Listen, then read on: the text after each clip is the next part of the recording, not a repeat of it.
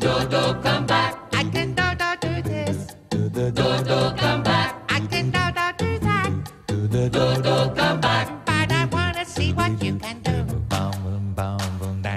You know it's all I do. Dodo, come back. Ah, what a beautifully mown lawn. What the? Gah! Stubborn, eh? Right. That makes two of us. Do you know what you're about to do, mate? Huh? Cut down a big bad weed. There's no such thing as a bad weed. Only bad gardeners. Oh, yeah. Now, if you'll excuse me... I wouldn't do that if I were you. Listen, fruitcake, don't This shoot. plant has as much right to live as you do. Yeah, yes, if you say so. Who are you? PLF Freedom Fighter. PLF?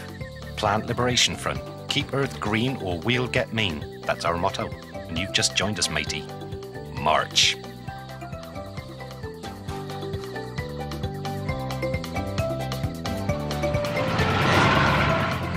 But this is the least polluting factory on the island. Exactly. And you're going to pay them a visit to present them with an award. And whilst you're doing that, you can plant this where I tell you. A bomb! Never! Nothing would force me to do that. Oh, yes, it would. The 20 kilos of TNT that I planted under the anthill in your garden will. If in 1 hour this bomb's not in place, I'll blow them all sky high. Oh, this is our noisiest machine. Come on, old boy. Come and see our pièce de résistance.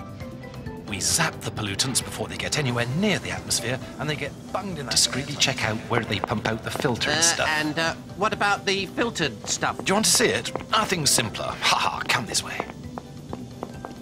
Open the hatch and throw the bomb inside. You see, it filters the air as clean as a newborn baby's breath. Well, what's up there? What? Where? No, I don't see what you mean. No! I can't do it! This is terrible! I've just condemned thousands of ants to death, including my best friend!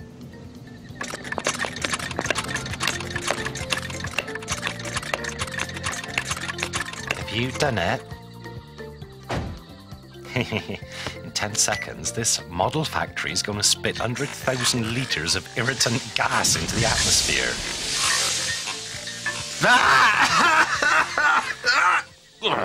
Shall we let him go? Oh, let him scratch himself to his heart's content. Do you know what he wanted? Oh, these eco-freaks refuse to admit the existence of eco-friendly factories. And by provoking a pollution accident in our factory, he would discredit our efforts in the eyes of public opinion. And believe me, we make huge efforts. It's nothing new.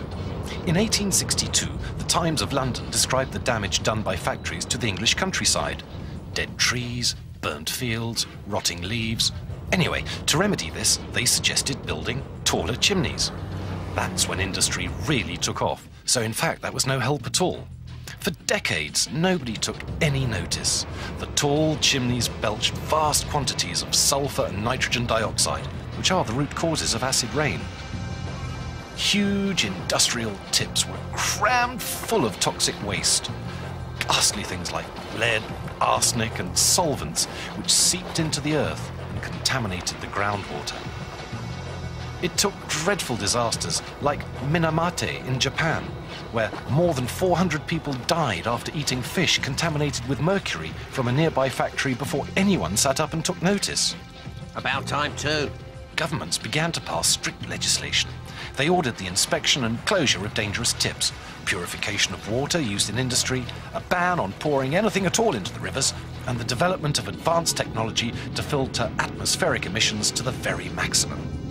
There's still a long way to go, but already some companies have got the point that safeguarding the planet comes before short-term profit.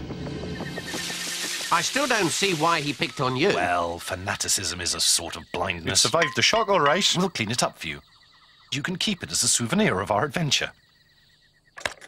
Lummy. Ha-ha.